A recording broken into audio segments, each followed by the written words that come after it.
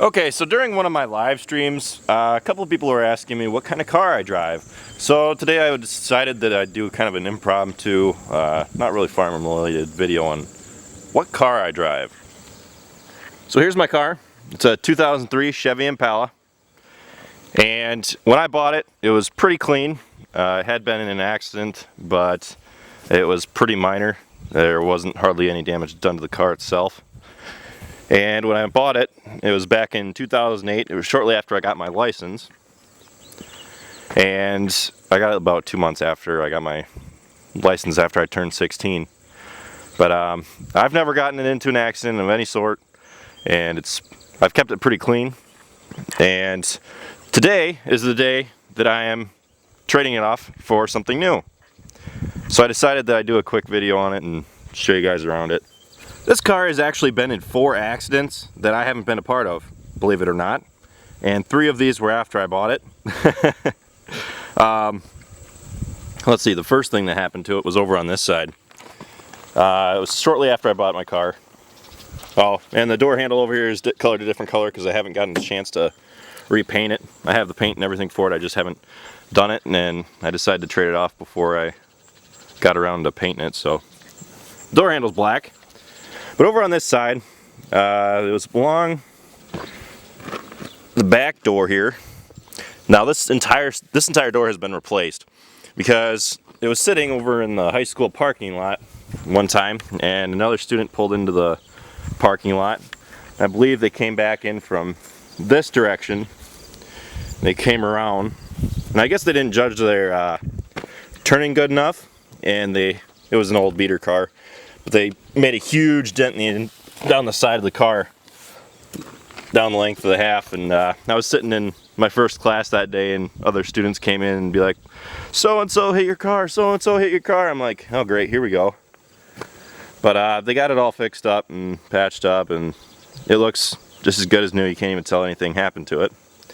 Then about 2 months shortly after that, I was leaving school, and I had it parked facing away from me just like this, when another student was backing their car up from the other direction, and I don't know, they weren't looking right behind them or anything or something like that, but they backed right into the corner over here. You can see there's kind of a small dent on the bumper here, and there's a scratch up there that I kind of patched with a little bit of paint. But what happened back here was they just backed into it and it dented the bumper. Now, what actually came of this was what money I had received from them denting in the bumper. You can't hardly tell now, but what money I received from that, I bought my first camera with. So, I don't know, it was kind of useful to me in that way. And then, over here on the front used to be clean. Right up on the front there, you can see that there's those black scratches. Another thing I hadn't gotten around to painting. This was about 2 years ago now. Someone was driving it, and they pulled through a stop sign. A motorcycle came out of nowhere, I guess, and clipped the front side. And the motorcycle driver was okay. He wasn't going that fast or anything. It was in town, and there wasn't anything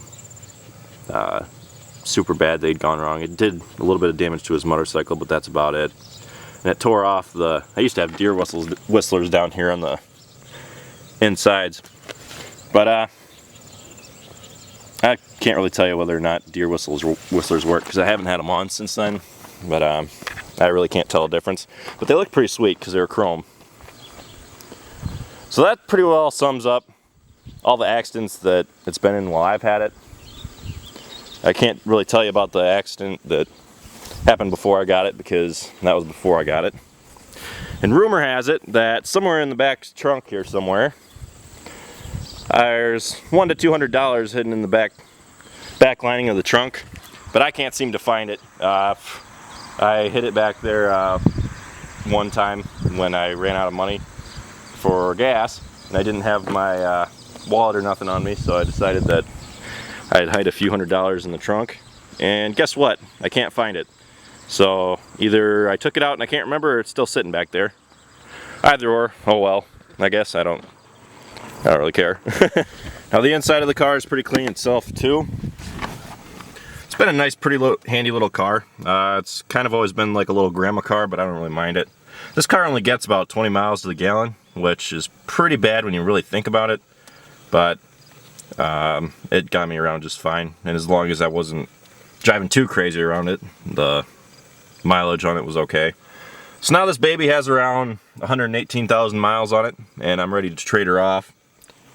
The rear view mirror up there is supposed to have lights on it and automatic dimmer, but it doesn't work because of the first accident it was in.